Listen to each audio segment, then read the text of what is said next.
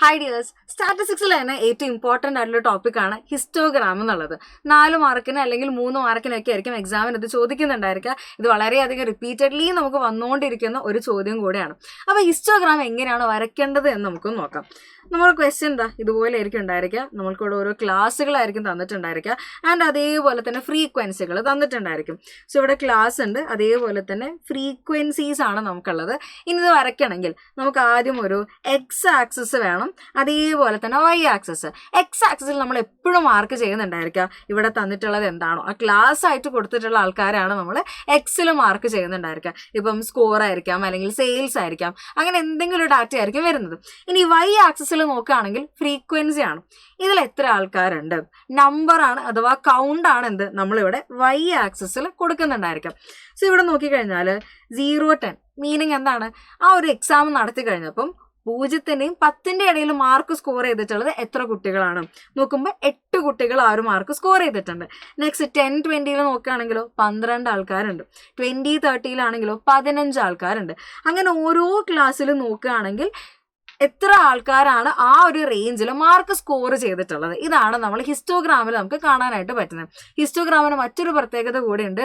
Grouped frequency ആണ് എന്ത് നമ്മൾ പ്രസന്റ് ചെയ്യുന്നത്. അപ്പോൾ ഗ്രൂപ്പ്ഡ് ഫ്രീക്വൻസി പ്രസന്റ് ചെയ്യാൻ വേണ്ടി യൂസ് ചെയ്യുന്ന ഗ്രാഫ് ഏതാണ് എന്ന് ചോദിച്ചു കഴിഞ്ഞാൽ അത് ഹിസ്റ്റോഗ്രാം ആണ്. അതൊരു 1 മാർക്ക് ക്വസ്റ്റ്യൻ ആണ്. അപ്പോൾ ഗ്രൂപ്പ്ഡ് ഫ്രീക്വൻസി എന്ന് നോക്കിക്കഴിഞ്ഞാൽ ഗ്രൂപ്പ്ഡ് ഫ്രീക്വൻസി നമ്മൾ കാണിക്കാൻ വേണ്ടി യൂസ് ആക്കുന്ന ഗ്രാഫ് എന്ന് പറഞ്ഞു കഴിഞ്ഞാൽ ഏതാണ്, ഗ്രാഫ് എന്ന് പറഞ്ഞു കഴിഞ്ഞാൽ അത് ഹിസ്റ്റോഗ്രാം ആണ്. ഓക്കെ, സോ ഇനി എങ്ങനെയാണ് നമ്മൾ വരയ്ക്കുന്നുണ്ടായിരിക്കുക. അപ്പോൾ ആദ്യം നോക്കിയാൽ 0-10 റേഞ്ചിൽ 8 ആണ് വരുന്നത്. അതായത് 8 കുട്ടികൾക്കാണ് ആ മാർക്ക് കിട്ടിയിട്ടുള്ളത്. സോ 0-10 റേഞ്ചിൽ 8 എവിടെയാണ് വരുന്നത് നോക്കാം. 0-10 റേഞ്ചിൽ 8 എവിടെയാണ്, ഇവിടെയാണ് നമ്മളുടെ 8 ഇതുപോലെ നമ്മൾ മാർക്ക് ചെയ്യാം. നെക്സ്റ്റ് നോക്കുകയാണെങ്കിൽ 10-20 റേഞ്ചിൽ 12 ആൾക്കാരാണ് ആ ഒരു മാർക്ക് സ്കോർ ചെയ്തിട്ടുള്ളത്. അപ്പോൾ ഇവിടെ 12-ന്റെ നേരെ വേണം നമ്മൾ വരയ്ക്കാനായിട്ട്. നോക്കിക്കഴിഞ്ഞാൽ ഈ ക്ലാസിന്റെ ലെങ്ത് ആണ് എന്ത് അവിടെ വിഡ്ത്ത് ആയിട്ട് വരുന്നുണ്ടായിരിക്കും, അത് കവർ ചെയ്യണം. പ്ലസ് എന്താണ് ഇവിടെ എത്രയാണോ വാല്യൂ വരുന്നത്, ഫ്രീക്വൻസി എന്താണ് വരുന്നത്, അതാണ് നമ്മളെ ബാറിന്റെ ഹൈറ്റ് എന്ന് പറയുന്നത്. അപ്പോൾ ഇവിടെ 8 ആണെങ്കിൽ ഓക്കെ, 12 ആണെങ്കിൽ അതാണ് നമ്മളെ ബാറിന്റെ ഹൈറ്റ്. ഇനി അടുത്തത് 20-30 നോക്കുമ്പോൾ 15 ആണ് നമ്മളെ ബാറിന്റെ ഹൈറ്റ് ആയിട്ട് വരുന്നത്. അപ്പോൾ ഇവിടെ 15 ആണ് നമ്മളെ ബാർ ഹൈറ്റ് വരുന്നത്.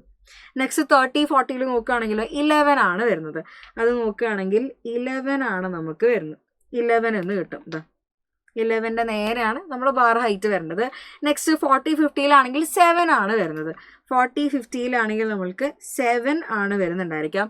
50-60-ന്റെ കേസ് നോക്കിക്കഴിഞ്ഞാൽ 3 ആണ് നമുക്ക് വരുന്നത്. അപ്പോൾ ഇവിടെ 7, ഈ 3 എന്ന് പറയുമ്പം ഇവിടെ ആയിരിക്കും വരുന്നുണ്ടായിരിക്കുക. സോ ഇവിടെയാണ് നമ്മളുടെ 3 വരുന്നത്. ഇതാണ് നമ്മൾ ഹിസ്റ്റോഗ്രാം എന്ന് പറയുന്നത്. ഇതാണ് നമ്മളുടെ ഹിസ്റ്റോഗ്രാം. ഈ ഹിസ്റ്റോഗ്രാമിൽ നിന്ന് ഇനിയും നമുക്ക് ആൾക്കാരെ കണ്ടെത്താനായിട്ട് പറ്റും. ഏതൊക്കെയാണെന്ന് ചോദിച്ചു കഴിഞ്ഞാൽ നമുക്കൊരു ഫ്രീക്വൻസി കർവ് പഠിക്കാനുണ്ട്, അതേപോലെ തന്നെ ഫ്രീക്വൻസി പോളിഗൺ പഠിക്കാനുണ്ട്. അപ്പോൾ ഈ 2 ആൾക്കാരെ നമുക്ക് എന്തിൽ നിന്ന് കണ്ടെത്താം, ഹിസ്റ്റോഗ്രാമിൽ നിന്ന് കണ്ടെത്താം. ഇതേപോലെ കണ്ടെത്താൻ വേണ്ടി പറ്റുന്ന ഒരാളാണ് മോഡിന്റെ വാല്യൂ. ആവറേജസ് എന്നുള്ള 4ാമത്തെ ചാപ്റ്ററിൽ നമ്മൾ പഠിക്കുന്ന ഒരു മെഷറാണ്, മെഷർ ഓഫ് സെൻട്രൽ ടെൻഡൻസി ആണ് മോഡ് എന്ന് പറയുന്നത്. ആ മോഡ് എങ്ങനെയാണ് ഒരു ഗ്രാഫിൽ നിന്ന് കണ്ടെത്താനായിട്ട് പറ്റും, അതിന് യൂസ് ചെയ്യുന്നത് ഹിസ്റ്റോഗ്രാം ആണ്. അതും ഒരു 1 മാർക്ക് ക്വസ്റ്റ്യൻ ആണ്, കാരണം ഒജേഴ്സ് നമ്മൾ പഠിക്കുന്നുണ്ട്. ആ ഒജേഴ്സിൽ നിന്നാണ് നമ്മൾ മീഡിയൻ കണ്ടെത്തുന്നത്. സോ ഹിസ്റ്റോഗ്രാം വെച്ചിട്ട് കണ്ടുപിടിക്കാൻ വേണ്ടി പറ്റുന്ന ഒരാൾ ഏതാണ്, മോഡാണ് വരുന്നത്. മോഡ് എങ്ങനെ കണ്ടെത്താം നോക്കിക്കഴിഞ്ഞാൽ ഇവിടെ മാക്സിമം ഹൈറ്റ് വരുന്ന ബാർ ഏതാണ് എന്നുള്ളത് നോക്കാം. ആ ബാറിൽ നിന്ന് നേരെ നമ്മൾ എന്താണ് ഓപ്പോസിറ്റ് വരുന്ന ബാറുകളിലേക്ക് ഇതേപോലെ ലൈൻസ് ജോയിൻ ചെയ്യാം. ഏറ്റവും ഹയസ്റ്റ് ബാർ ഉണ്ട്, ആൻഡ് അതിന് തൊട്ടടുത്ത് നിൽക്കുന്ന ബാറുകളിലേക്ക് നമ്മൾ എന്താണ് ലൈൻസ് ഇവിടെ ഓപ്പോസിറ്റ് ഡയറക്ഷനിൽ ഓപ്പോസിറ്റ് ആയിട്ട് ലൈൻസ് നമ്മൾ കൊടുക്കാം. ഇത് രണ്ടും കൂടെ കൂട്ടിമുട്ടുന്ന ഒരു പോയിന്റ് ഉണ്ടല്ലോ, അവിടെ നിന്നൊരു സ്ട്രേറ്റ് ലൈൻ എന്താണ് നമ്മൾ താഴേക്ക് വരയ്ക്കാം. അവിടെ നിന്നൊരു സ്ട്രേറ്റ് ലൈന് നമ്മൾ താഴേക്ക് വരയ്ക്കാം. ആൻഡ് ഇപ്പം ഇവിടെ കിട്ടിയിട്ടുള്ളതാണ് എന്ത്, നമ്മളെ മോഡിന്റെ വാല്യൂ.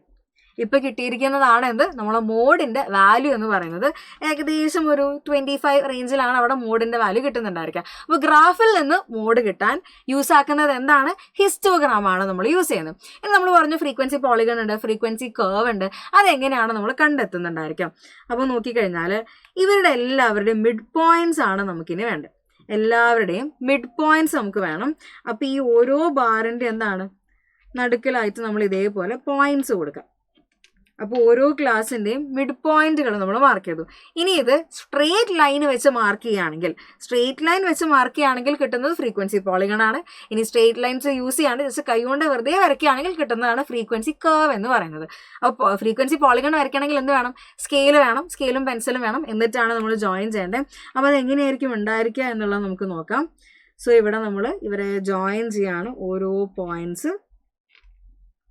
അപ്പോൾ ജോയിൻ ചെയ്ത് കഴിയുമ്പോൾ എന്താണ് നമുക്ക് കിട്ടുന്നുണ്ടായിരിക്കുക? ഫ്രീക്വൻസി പോളിഗൺ ആണ് നമുക്ക് വരുന്നത്. എന്ത് വരും? ഫ്രീക്വൻസി പോളിഗൺ നമുക്ക് വരും. സ്ട്രേറ്റ് ലൈൻസ് ആണെങ്കിൽ കേട്ടോ, സ്ട്രേറ്റ് ലൈൻസ് ആണെങ്കിൽ അതിനെ നമ്മൾ ഫ്രീക്വൻസി പോളിഗൺ എന്ന് പറയും. ഇനി നമുക്ക് സ്ട്രേറ്റ് ലൈൻസ് അല്ല, ജസ്റ്റ് ഇതേപോലെ തന്നെ നടുക്കിൽ പോയിന്റ്സ് പ്ലോട്ട് ചെയ്ത് കൈകൊണ്ട് വരയ്ക്കുകയാണ്. സ്ട്രേറ്റ് ലൈൻസ് അല്ല, സ്കെയിൽ യൂസ് ചെയ്യരുത്. അപ്പോൾ അങ്ങനെ വരികയാണെങ്കിൽ കിട്ടുന്നതാണ് എന്ത്? നമ്മളുടെ ഫ്രീക്വൻസി കർവ് എന്ന് പറഞ്ഞാൽ വരുന്നുണ്ടായിരിക്കും. ഇതാണ് നമ്മളുടെ ഫ്രീക്വൻസി കർവ്.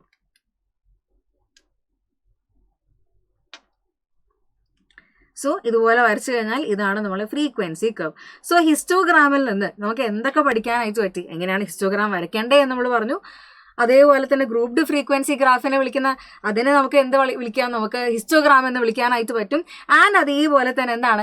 അതിൽ നിന്ന് ഫ്രീക്വൻസി പോളിഗൺ നമുക്ക് ഉണ്ടാക്കാം, ഫ്രീക്വൻസി കർവ് അതിൽ നിന്ന് ഉണ്ടാക്കിയെടുക്കാം, മോഡിന്റെ വാല്യൂ എത്രയാണെന്നുള്ളത് കണ്ടുപിടിക്കാം. സോ ഇത്രയും ഇമ്പോർട്ടൻസ് ഉള്ള ഒരാളാണ് ഹിസ്റ്റോഗ്രാം എന്നുള്ളൊരു കോൺസെപ്റ്റ്. അതേപോലെ തന്നെ ഇമ്പോർട്ടൻ്റ് ആയിട്ടുള്ള ഒരാളാണ് ഒബ്ജേഴ്സ് എന്നുള്ളത്. സോ ഈ ഒരു വീഡിയോയിൽ നമ്മൾ ഹിസ്റ്റോഗ്രാമിനെ പറ്റിയിട്ടാണ് ഡിസ്കസ് ചെയ്യുന്നത്.